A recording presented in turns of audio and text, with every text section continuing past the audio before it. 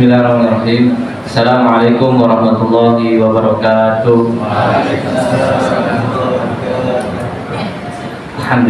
Alhamdulillahilladzi ja'ala Ramadan syahrul siyam wa ja'ala Ramadan syahrul Quran. Asyhadu an la ilaha illallah wa asyhadu anna Muhammadan abduhu wa rasuluh. Amma ba'du. Yang kami hormati Ustaz Anis, yang kami hormati Ustaz Afan, Ustaz Yusron, dan juga Ustaz Termiti, dan tentunya juga seluruh pimpinan unit TK, SD, SMP, SMA, Nur Hikmah, dan yang kami banggakan semuanya para asatidz dan asatidzah, guru-guru, dewan guru, dan juga pegawai Nur Hikmah. Alhamdulillah hari ini kita bisa bertemu kembali dengan bulan yang mulia ini, bulan Ramadan. Semoga kita semuanya diberikan kesehatan oleh Allah SWT dan juga diberikan kemudahan untuk bisa beribadah di dalam bulan yang penuh berkah ini. Amin ya rabbal alamin. Salawat dan salam kita aturkan kepada kedua kita Nabi Muhammad SAW, pada keluarga, sahabat, dan juga para pengikutnya sampai hari kiamat kelak.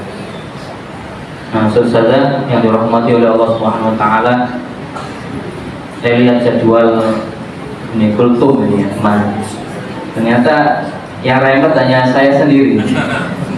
Dari generasi awal tuh nggak ada Ustaz Haji Slamet, nggak ada Ustaz Marzuki, nggak ada Ustaz Muhammad Hendri, nggak ada. Saya sendiri nih, wah remet ini. Diremet sama Ustaz Tarmidi.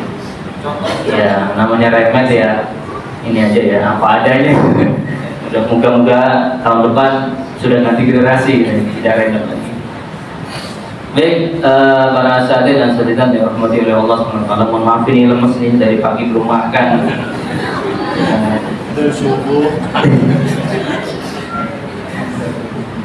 Para asatidz dan asatidzah yang dirahmati oleh Allah SWT, ini waktunya panjang banget ini. Harusnya Senin depan itu ya, mulai jam 1 pulang setengah 2. Imam Ibnu Al-Jauzi rahimahullah ta'ala berkata bahwasanya Ramadan itu seperti halnya bulan Ramadan dengan 11 bulan yang lain itu seperti halnya Nabi Yusuf dengan 11 saudara yang lainnya.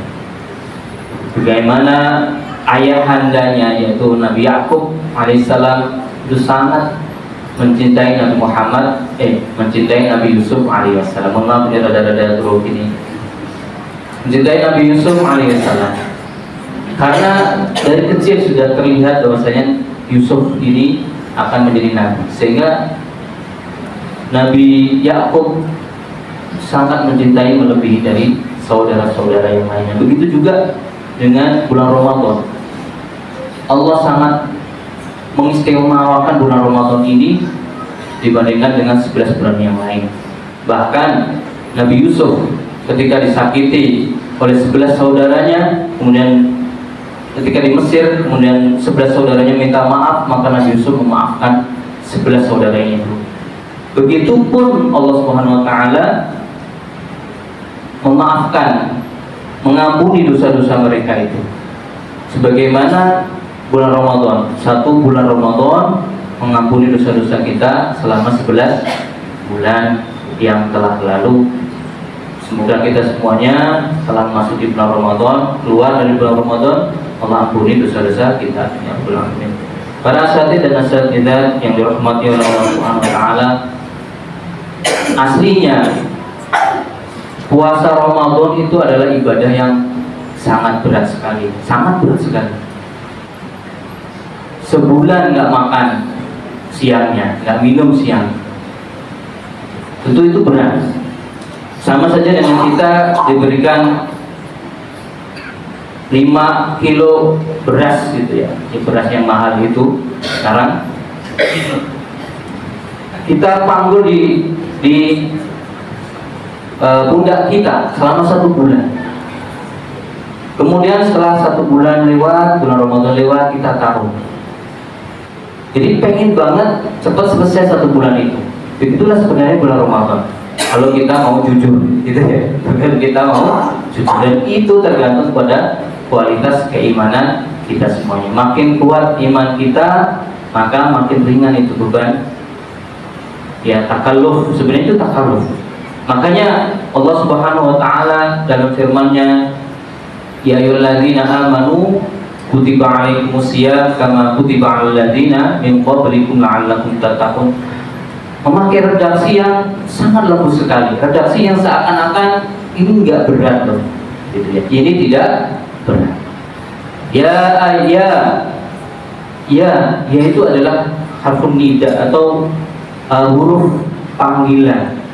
Ya, lil qarib, litawasud, walil ba'id.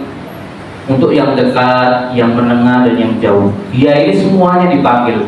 Yang sedang, yang dekat dengan kita, yang jauh, yang makin jauh juga dipanggil semuanya oleh Allah SWT. Yang imannya kuat, yang imannya sedang, yang imannya lemah, semua dipanggil oleh Allah Subhanahu wa taala. Ayu juga itu tauhid, ya, siapa saja. Tanbih, ini penting nih, informasi ini kata Allah Subhanahu wa taala. Hai orang-orang yang beriman, ya ayyuhalladzina amanu. Kemudian dijelaskan alladzina itu isim mausul untuk semuanya, baik itu yang muda, yang tua, yang miskin, yang kaya, yang mengaku beriman, maka semua masuk panggilan Allah Subhanahu wa taala. Kita diundang oleh Allah Subhanahu wa taala. Yang meyakini bahwasanya nanti itu di akhirat, setelah kehidupan kita di dunia ini ada kehidupan lain, yaitu alam barzakh, maka mendapat undangan dari Allah.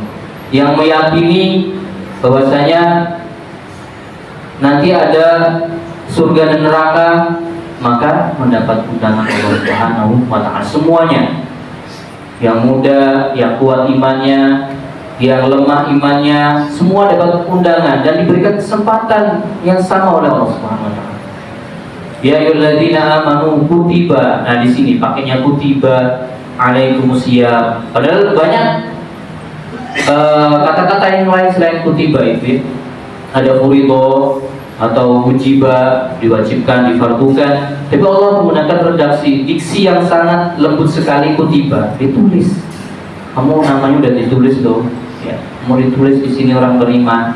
Kamu ini sudah orang beriman, saya tulis di sini, maka kamu puasa ya, gitu. Kira-kira seperti itu ya. Dan pakai apa? Bina majhul, fi'il madhi bina majhul. Fi'il madhi yang kalimat positif, bukan aktif, ditulis.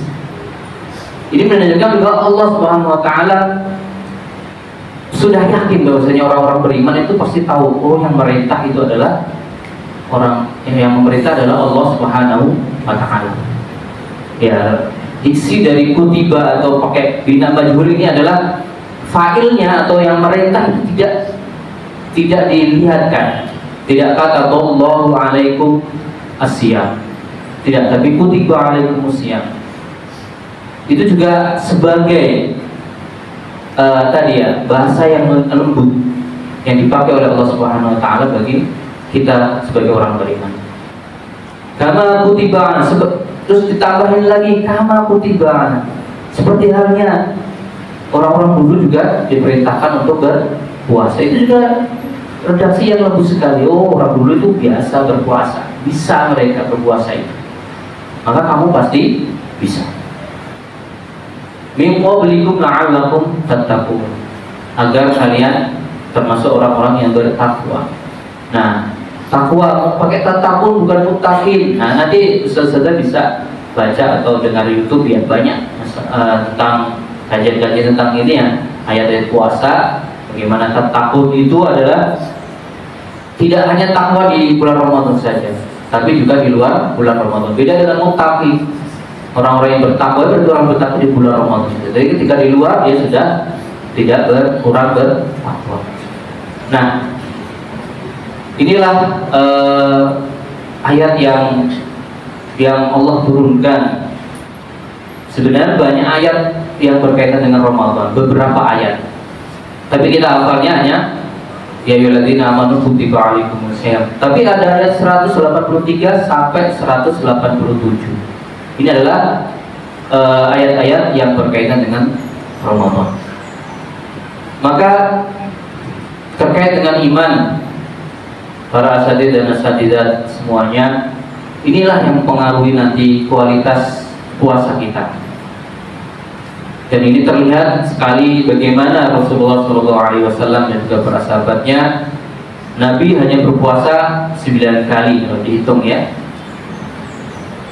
hanya 9 kali, dan sahabat ada yang kurang dari 9 kali, ada yang lebih dari 9 kali. Tapi kenapa puasa mereka itu berkualitas? Bahkan puasa pertama itu ada Perang Badar, puasa kedua ada Fathu Mekah ya. Dan itu peristiwa besar semua, baik itu menguras fisik maupun energi maupun mental. Tapi begitulah kualitas Nabi dan para sahabatnya dalam berpuasa. Rahasianya adalah satu, yaitu keimanan mereka yang begitu kuat. Kenapa kok bisa kuat gitu? Nah, kalau kita hitung di fase dakwah Nabi di Mekah itu 13 tahun lamanya fase penguatan akidah dan iman.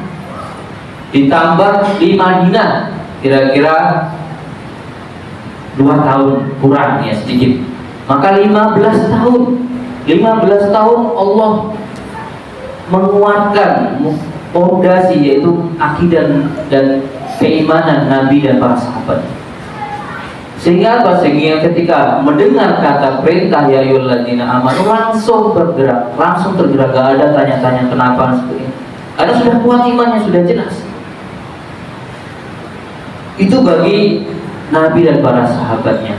Jadi dari awal sudah dibentuk oleh Allah SWT agar ketika ada perintah dari Allah langsung, tidak tanya lagi, langsung bersegera.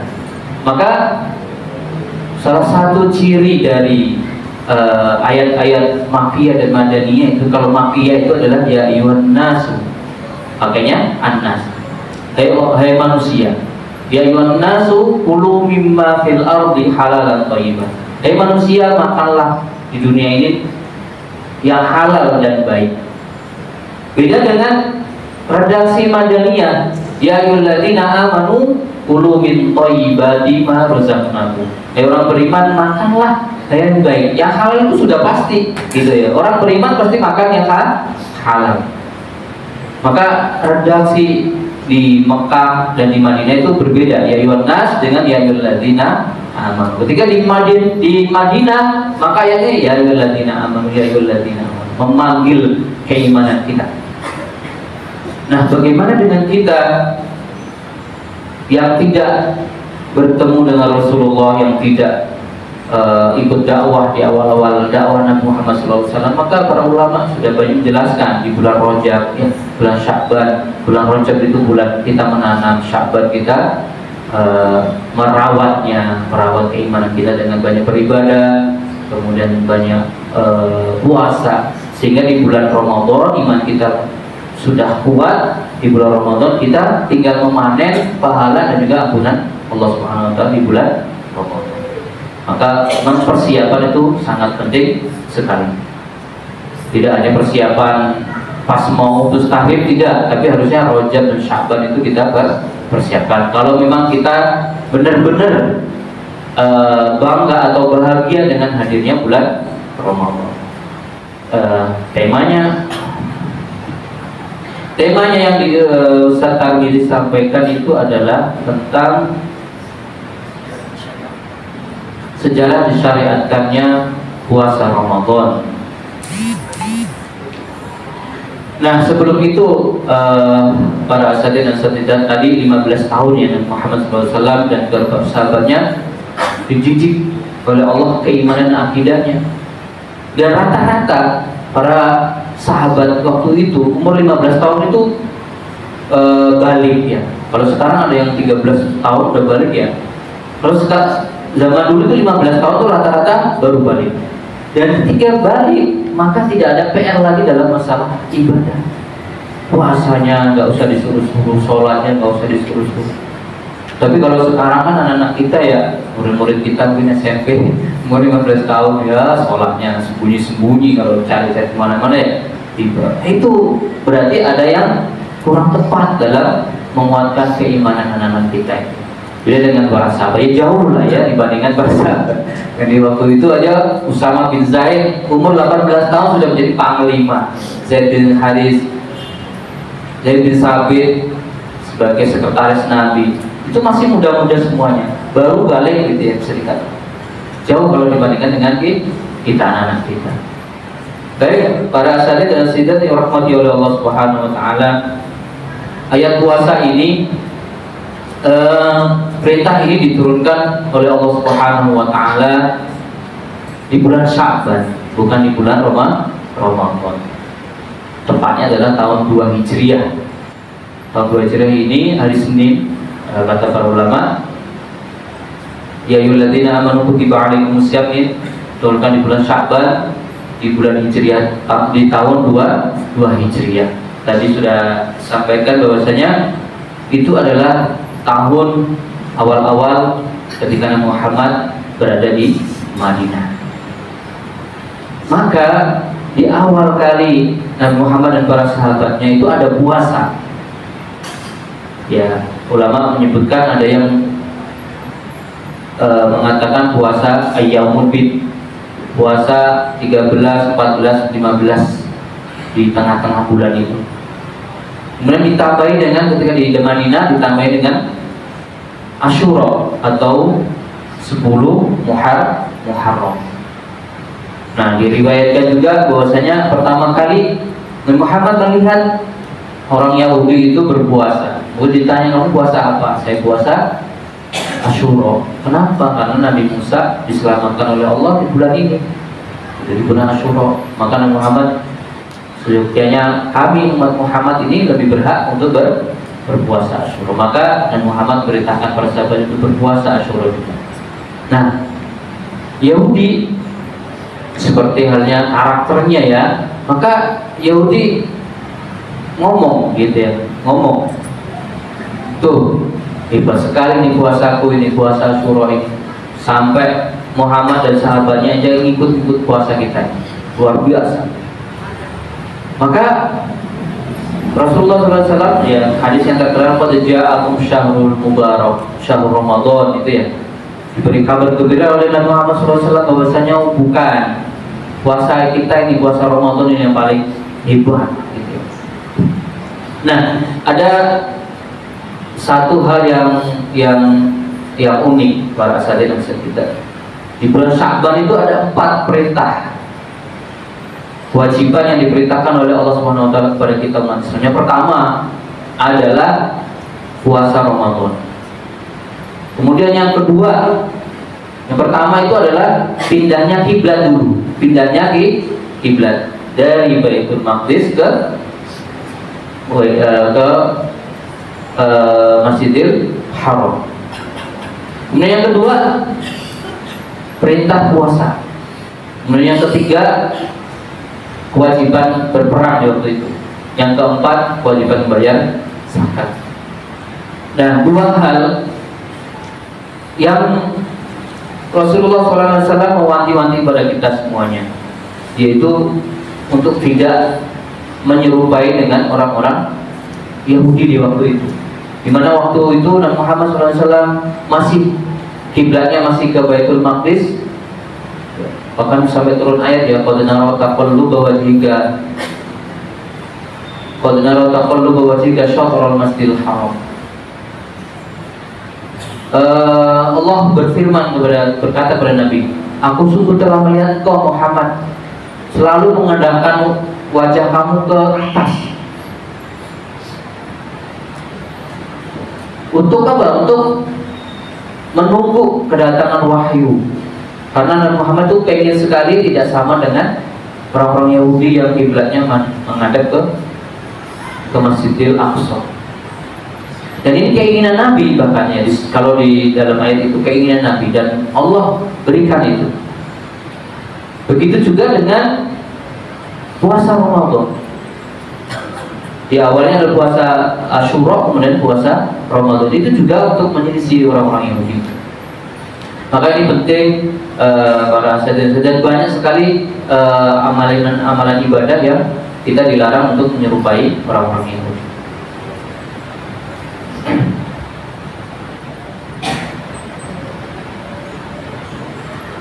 Para saudara dan saudara yang sama-sama mengharap ridha Allah Subhanahu wa taala, kemudian perintah puasa Ramadan ini tidak sekaligus langsung seperti yang kita lakukan ini.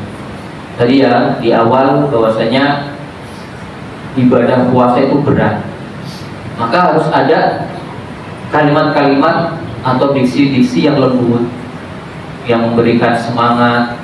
Kemudian juga ada tahapannya. Maka ada 3 tahapan dalam penerapan puasa Ramadan ini menurut para ulama, dan ditafsirkan juga di dalam banyak tafsir yang menjelaskan tentang ayat-ayat Ramadan.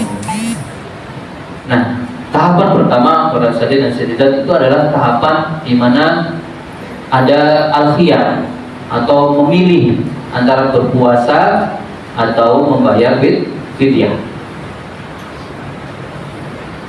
Ayyaman ma'dudat faman kana minkum maridan aw 'ala safarin fa'iddatun min ayyamin ukhra wa 'alal ladzina yutiqunahu fidyatun ta'amu miskin. Ini adalah pilihan pertama, yaitu ada pilihan. Yang mau berpuasa silakan meskipun kuat. Kemudian yang tidak mau puasa silakan dengan syarat membayar fidyah. Itu tahapan pertama. Kemudian tahapan yang kedua, sudah diwajibkan untuk berpuasa semuanya. Akan tetapi berbeda dengan puasa yang kita sekarang ini, di mana tidak ada sahur, ya tidak ada sahur waktu itu awal-awal. Kemudian juga puasa itu dimulai dari kita bangun tidur. Malam nih kita tidur nih habis maghrib. Kemudian ketiduran. Nah, sudah nggak boleh makan lagi sampai pagi, sampai sore, sampai malam lagi buka, baru boleh buka. Dan itu terjadi pada salah satu sahabat. Salah satu sahabat ini sampai kerja, kemudian pulang sore, petang gitu, dan ketiduran setelah Isya. Kemudian sudah nggak boleh makan karena udah stop, nggak boleh makan atau mencampuri istrinya sebagainya, sampai dia pagi hari lagi dan ketemu Rasulullah. Maka Rasulullah, kelihatan kamu capek sekali gitu ya. Maka beliau menceritakan kepada Rasulullah kejadian seperti itu. Dan juga terjadi kepada Umar bin Khattab juga. Ketika Umar bin Khattab sama istrinya ya malamnya, dan melapor bahwasanya setelah bangun tidur melakukan hubungan suami istri, kemudian melapor kepada Nabi Muhammad SAW. Maka turunlah ayat lagi, uhilla lakum lailatas siyami rafathu ila nisaikum. Nah, 3 tahapan itu, dan yang ketiga ini sampai sekarang yang kita laksanakan. Untuk puasa di mana ada sahur, yang di mana kita disunnahkan, dan bahkan di sahur itu ada keberkahan. Jadi sahur itu tidak karena biar nggak lapar ya, tapi kita mencari keberkahan situ. Mungkin meskipun hanya 2-3 kurma sebagainya, tapi kalau berkah maka kita kuat untuk menjalankan ibadah puasa seharian. Jadi bukan karena banyak tidaknya sahur, tapi karena keberkahan dari sahur tersebut. Para asatidz dan asidat yang dirahmati oleh Allah Subhanahu wa taala, yang terakhir di ayat-ayat tentang Ramadan itu kan dari ayat 183 dan 187, dan ada beberapa ibadah yang langsung ditulis oleh Allah Subhanahu wa taala di dalam Al-Qur'an. Yang pertama tentunya dalam puasa, ya 183, kemudian fikih puasa, dan juga menyantuni orang-orang miskin. Sehingga ibadah puasa, ibadah di bulan Ramadan yang utama itu diantaranya adalah memberi makan orang-orang miskin. Dimana tadi ya yang bayar fidyah itu dikasih orang miskin, zakat juga dikasih orang miskin, semuanya. Ini menandakan bahwasanya dalam bulan Ramadan orang-orang miskin dan du'afa itu sangat dimuliakan di dalam Islam. Kemudian yang ketiga adalah Al-Quran. Syahrul Ramadan alladzi unzila fil Quran. Bulan Ramadan adalah bulan diturunkan Al-Quran. Maka ibadah yang paling utama setelah kita sholat 5 waktu, puasa, maka kita tilawah Al-Quran. Maka yang sekarang yang sudah bisa tilawah, yang mungkin sudah munakosyah ya tasbih gitu, terus maka ditingkatkan lagi. Ya, jangan sampai sama dengan yang tahun lalu. Tahun lalu sudah tasbih, sekarang masih tasbih lagi. Ya, jangan ya. Harus ada peningkatan-peningkatan ketika kita setiap kali masuk bulan Ramadan. Kemudian ada doa. Doa ini juga ibadah utama di bulan Ramadan sehingga ditulis di ayat-ayat ini. Dan terakhir adalah i'tikaf. Dan ini yang sering dilupakan sebagian dari kita, bahwasanya i'tikaf adalah ibadah yang sangat dianjurkan di bulan Ramadan sampai ditulis di dalam ayat-ayat tentang puasa Ramadan. Baik, para asatidz dan asatidzah yang dirahmati oleh Allah Subhanahu wa taala, mungkin itu saja yang bisa saya sampaikan. Kurang lebihnya mohon maaf. Aqulu qouli hadza, astaghfirullah li wa lakum wa lisairil muslimin wa muslimat. Assalamualaikum warahmatullahi wabarakatuh.